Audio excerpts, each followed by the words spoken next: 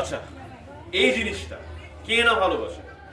আমাদের মুম্বাইয়ের এসআর কেও ভালোবাসে, তার ফেভারিট বেভারেজ হচ্ছে কফি। ওয়েল, কফি হচ্ছে এসআর কে ফেভারিট, কফি হচ্ছে শাহিদ কাপুরের ফেভারিট, কফি আরো অনেক ফেমাস অ্যাক্টর অ্যাক্ট্রেসদের ফেভারিট, ইনফ্যাক্ট আলিয়া ভাটেরও ফেভারিট কফি। তারা কফি ছাড়া ফিল্ম শুটে থাকতে পারেন না। এবং কি অন্ধকার হয়ে গেল কেন?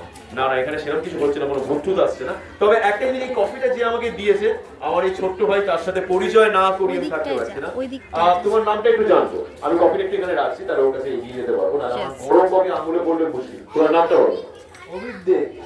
অভিক, অভিক, এই কফিটা দেখে কিন্তু আমার মনে হচ্ছে খুব টেস্টি হবে, ঠিক আছে? তো অভিক, তুমি কতদিন ধরে কফি মেকিং এ আসো? 2 বছর। 2 বছর, ওয়াও।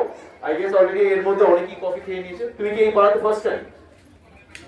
না, এরবার আগে এসেছিলাম একবার দুবার এসেছিলাম আগে। আচ্ছা, আমি একা খেলে হবে না, কিন্তু আপনাদেরও আসতে হবে। আপনাদের আসতে হবে এবং আপনাদের নাটকটাও দেখতে হবে, ঠিক আছে? লেটস হ্যাভ কফি, উইন্টার বলে কথা।